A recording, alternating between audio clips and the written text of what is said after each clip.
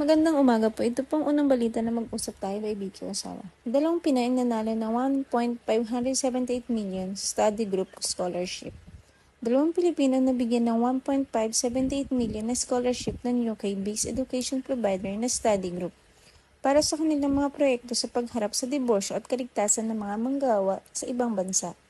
Si Stephanie Jane Magbitang ay nanalo ng unang pwesto sa kanyang proyektong Divorce Dialogue na tumatalakay sa negosyo at advokasya upang makinabang ang kanyang lokal na komunidad. Tumatanggap ng 8,000 pounds o 601,496.40 peso na halaga ang scholarship. Si Magtibang ay dadalo sa kanyang International Foundation Year sa Study Group University of Sheffield International College sa September. Mag-aaral siya ng advokasya sa University of Sheffield sa 2025. Samantala, si Crecia San Angel ay nabigyan ng 7,000 pounds o 526,309.35 na halaga ng scholarship nang siya ay pumangalawa. Ang kanyang proyekto, kailangan din ng superhero ng pagtitipid, makabagong dual chip tracker at cross-border protection system para sa mga overseas workers, ay pinagsasama ang modernong engineering at advokasya para sa proteksyon ng mga dayuhang manggagawa sa ibang bansa. Dadalo si Sang Angel sa kanyang International Foundation Year sa Durham University International Studies Center ng study group sa November at magpapatuloy sa kanyang pag-aaral sa International Relations sa Durham University sa 2025. Tinalo ng Magtibang at San Angel ang 8 iba pang finalist sa Next Generation Innovation sa Malaysia, kung saan sila ay nabigyan ng scholarship. Ang Next Generation Innovation ay isang inaugural na international na kompetisyon ng mag-aaral ng study group na naglalayong mabigay ng pagkakataon para sa mga hinihimok na mag-aaral na makakuha ng scholarship para sa kanilang mas mataas na edukasyon sa UK. At yan po ang unang balita na mag-usap tayo by Vicky Osawa.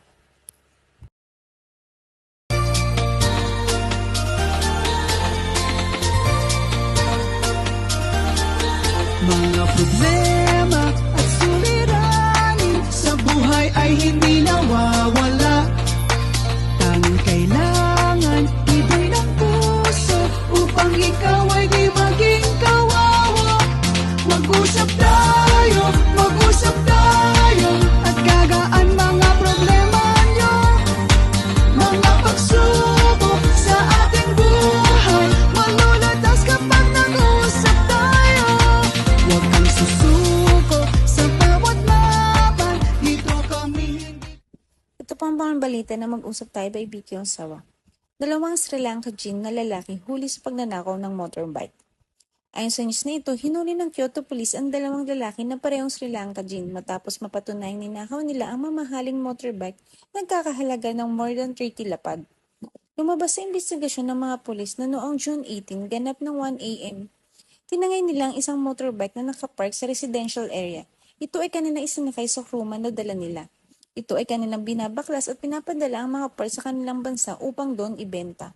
Inaman din ng mga ito ang kanilang ginawa at ayon sa mga ito, ginagawa nila ang pagnanakaw upang magkapera na magamit nila sa pang-araw-araw.